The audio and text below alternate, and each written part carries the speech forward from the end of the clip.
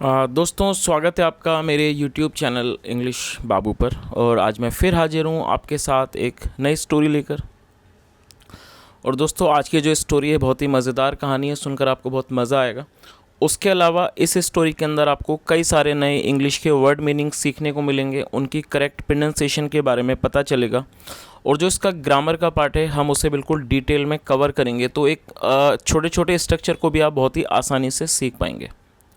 तो चलिए दोस्तों आज की इस कहानी को हम शुरू करते हैं और सबसे पहले कहानी का टाइटल देखते हैं। कहानी का टाइटल है द एलिफेंट्स ट्रंक। क्या मतलब हुआ? दोस्तों यहाँ पर एलिफेंट के बाद एपेस्ट्रॉफी एस का प्रयोग किया गया है और एपेस्ट्रॉफी एस का मतलब होता है का के की। जब हम किसी सब्जेक्ट के साथ कुछ जोड़ना चाहते हैं तो वहाँ पर एपेस्ट्रॉफी एस का प्रयोग किया जाता है जिसका मतलब है का के की। और ट्रंक का मतलब होता है सूंड। तो इस लाइन का क्या मतलब हुआ? द एलिफेंट्स ट्रंक मतलब कि हाथी की सूंड। तो दोस्तों ये आज की इस कहानी का टाइटल है, शीर्षक है। और अब मैं इसे पढ़ना शुरू करता हूँ। आपसे रिक्वेस्ट है आप इसे बिल्कुल ध्यान से सुने और यदि आपको कोई नया वर्ड या फिर ग्रामर का कोई नया स्ट्रक्चर सीखने को मिले तो आप उसे नोट भी ज़रूर करें। तो चलिए इसको शुरू करते हैं। Long, long ago, the elephants had a small trunk। क्या मतलब हुआ? दोस्तों ये जो हमारा वाक्य है ये पास्ट का पजेसिव सेंटेंस है। पजेसिव का मतलब होता है जब हम कोई भी ऐसा वाक्य बनाते हैं जहाँ पर हम ये शो करना चाहते हैं कि पास्ट में किसी के पास कुछ था। इस तरह का जो वाक्य है उसको पास्ट पजेसिव का सेंटेंस कहा जाता है जहाँ पर हैड का प्रयोग किया जाता है हेल्पिंग वर्ब के रूप में। तो इस लाइन का क्या मतलब हुआ? लॉन्ग लॉन्ग अगो मतलब कि बहुत समय पहले द एलिफेंट्स। और दोस्तों ये जो एलिफेंट है यहाँ पर एस का एलिफेंट्स ये एक प्लूरल नाउन है। तो यहाँ पर एक से अधिक हाथियों के बारे में बात हो रही है। तो क्या मतलब हुआ कि लॉन्ग लॉन्ग अगो मतलब बहुत समय पहले the elephants had a small trunk मतलब कि जो हाथियों की एक छोटी सूंड हुआ करती थी या हाथियों की एक छोटी सूंड थी। उस पूरी लाइन का क्या मतलब हुआ? बहुत समय पहले हाथियों की छोटी सूंड होती थी। चलिए आगे देखिए। It was not as long as it is now. क्या मतलब हुआ? It was not as long as it is now मतलब कि ये जितनी बड़ी है उतनी बड़ी उस समय नहीं हुआ करती थी। तो इस पूरी लाइन का क्या मतलब हुआ? It was not as long as it is now मतलब कि जितनी बड़ी ये अब है उतनी बड़ी वो उस समय नहीं हुआ करती थी। One day an elephant went to the river bank. क्या मतलब हुआ? दोस्तों ये जो हमारा वाक्य है ये पास्ट इंडेफिनिट का अफर्मेटिव वाक्य है और जब हम पास्ट इंडेफिनिट में कोई भी अफर्मेटिव का वाक्य बनाते हैं तो वहाँ पर वर्ब की सेकंड फॉर्म का प्रयोग किया जाता है। और ये गो की सेकंड फॉर्म है वेंट। गो मतलब जाना और वेंट मतलब गया।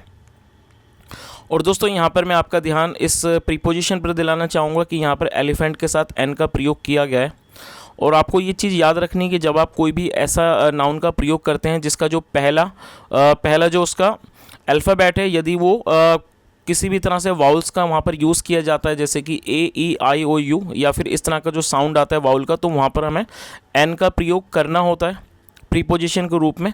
और यदि ऐसा ना हो तब हमें ए का प्रयोग करना होता है। तो फिलहाल यहाँ पर ये ई का प्रयोग एलिफेंट में ई आ रहा था, इस वजह से यहाँ पर एन का प्रयोग किया गया है प्रीपोजिशन के रूप में। तो इस पूरी लाइन का क्या मतलब हुआ? वन डे एक दिन, एन एलिफेंट मतलब एक हाथी, वेंट गया, to the river bank, river bank मतलब नदी के किनारे पर। तो इस पूरी लाइन का क्या मतलब हुआ? One day an elephant went to the river bank मतलब एक दिन एक हाथी नदी के किनारे पर गया। He saw a crocodile there. और दोस्तों ये भी हमारा पास्ट इंडेफिनिट का अफर्मेटिव वाक्य है। सी की सेकंड फॉर्म का प्रयोग किया गया है। सो सी मतलब देखना और सॉ मतलब देखा। और दोस्तों आपको यहाँ पर ये चीज़ भी याद रखनी है, कई बार इसे लोग सा पढ़ते हैं जो कि गलत प्रोनाउंसिएशन है, तो आपको इसको सॉ पढ़ना है। तो क्या मतलब हुआ? He saw a crocodile there. Crocodile मतलब मगरमच्छ मतलब उसने, ही मतलब उसने, he saw a crocodile there उसने वहाँ एक मगरमच्छ को देखा, उसने वहाँ एक मगरमच्छ को देखा। The elephant teased the crocodile saying. क्या मतलब हुआ?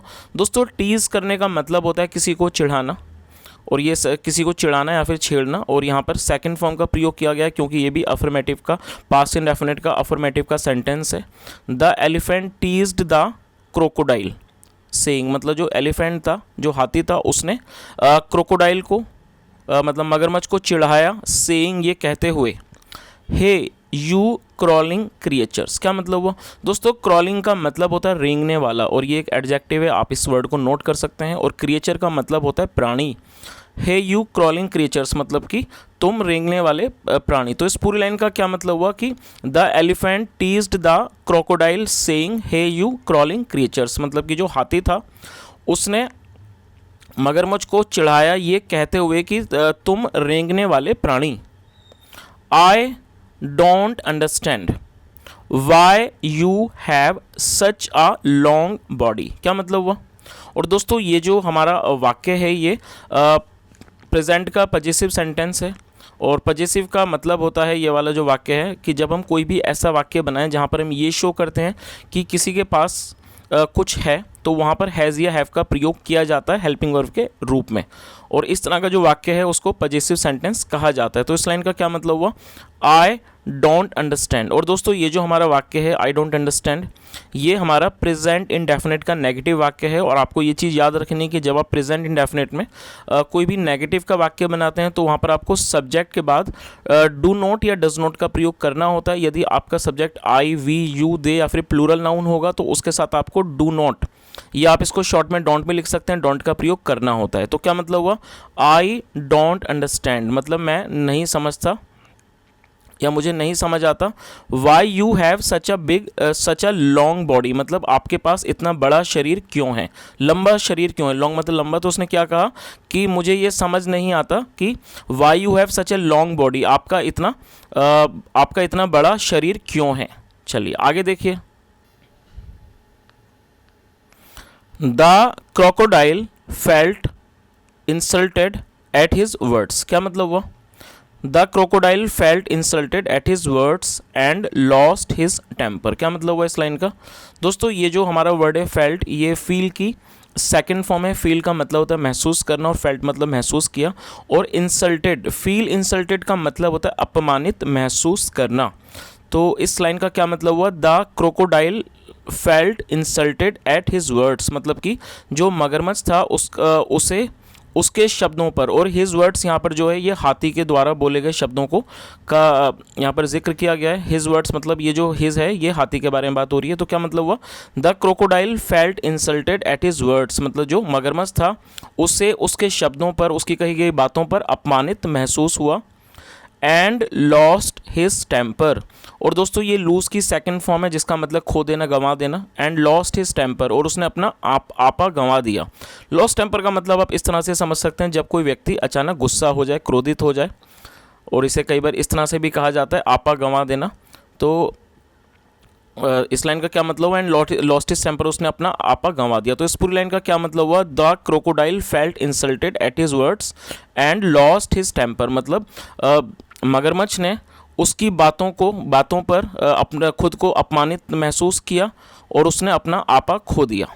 सो इसलिए ही सैड, उसने कहा, oh I must show you the use of my body. क्या मतलब हुआ? दोस्तों यहाँ पर मस्ट का प्रयोग किया गया है, और आपको ये चीज़ याद रखनी है जब आप कोई भी ऐसा वाक्य बनाना चाहते हैं जहाँ पर आप अवश्य का प्रयोग करते हैं और साथ में वहाँ पर कुछ इस तरह की एडवाइस भी दिखाते हैं। जैसे आप कोई मान लीजिए ऐसा वाक्य बनाते हैं जैसे आपको अवश्य पार्क जाना चाहिए, मतलब जहाँ पर आप अवश्य भी लगाते हैं और साथ में चाहिए भी लगाते हैं, मतलब आप किसी तरह का कोई सुझाव देते हैं किसी को और साथ में, और वो एक स्ट्रॉन्ग एडवाइस होती है, तो वहाँ पर मस्ट का प्रयोग किया जाता है। तो आपको ये चीज़ हमेशा याद रखनी है कि जब आप कोई भी इस तरह का वाक्य बनाते हैं जहाँ पर चाहिए के साथ में ज़रूर या फिर अवश्य जैसा कोई शब्द आए, तो वहाँ पर मस्ट का प्रयोग किया जाता है हेल्पिंग वर्ब के रूप में, और साथ में वर्ब की फर्स्ट फॉर्म का प्रयोग किया जाता है, और ये प्रेजेंट में इसका इस्तेमाल होता है। और शो का मतलब होता है दिखाना। तो इस लाइन का क्या मतलब हुआ?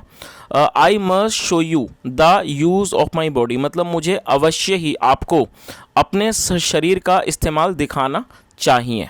चलिए आगे देखिए।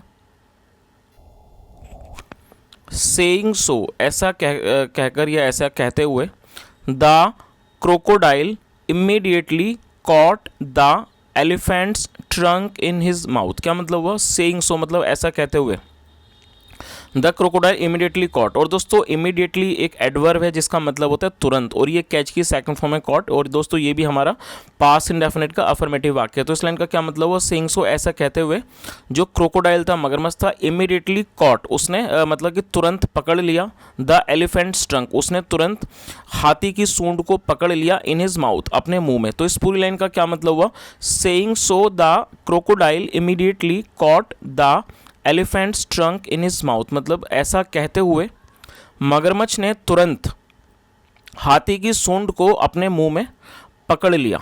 चलिए आगे देखिए, the elephant cried in pen. और दोस्तों क्राई का मतलब होता है चिल्लाना या फिर रोना। तो क्या मतलब हुआ, द एलिफेंट क्राइड, जो एलिफेंट था, जो हाथी था, वो चिल्लाया, इन पेन मतलब कि वो दर्द में चिल्लाया।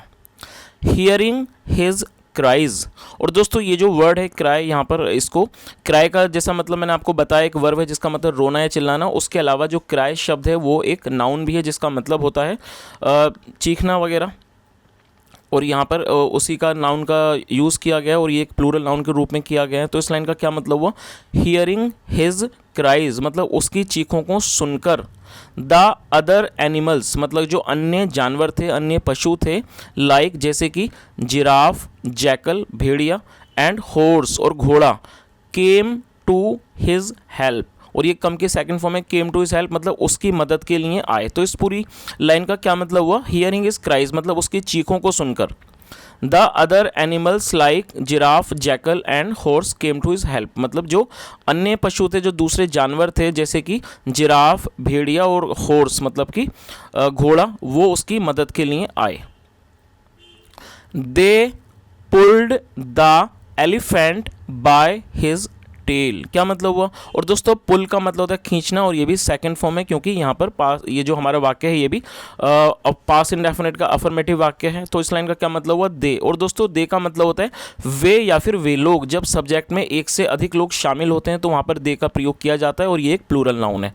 दे pulled the elephant by his tail मतलब कि उन्होंने हाथी को उसकी पूंछ से खींचा। चलिए आगे देखिए, और दोस्तों यहाँ पर आप इस चित्र को भी देख सकते हैं। जो हाथी है, हाथी की सूंड को मगरमच्छ ने अपने मुंह में पकड़ा हुआ है, और हाथी को ये जो बाकी हैं जिराफ और घोड़ा और भेड़िया ये बचाने की कोशिश कर रहे हैं, उसकी पूंछ से उसको पीछे की ओर खींच रहे हैं। चलिए आगे देखिए, this pulling from front and behind caused the trunk to be stretched. क्या मतलब हुआ, दिस पुलिंग, और पुलिंग का मतलब हुआ ये जो खींचने की जो क्रिया थी, पुलिंग का मतलब खींचना, ये जो खींचने की क्रिया थी कहाँ से, फ्रॉम फ्रंट सामने से, एंड बिहाइंड और पीछे से। कॉज्ड, कॉज का मतलब होता है किस चीज़ की वजह बनना, वो वजह बन गई, कारण बन गई।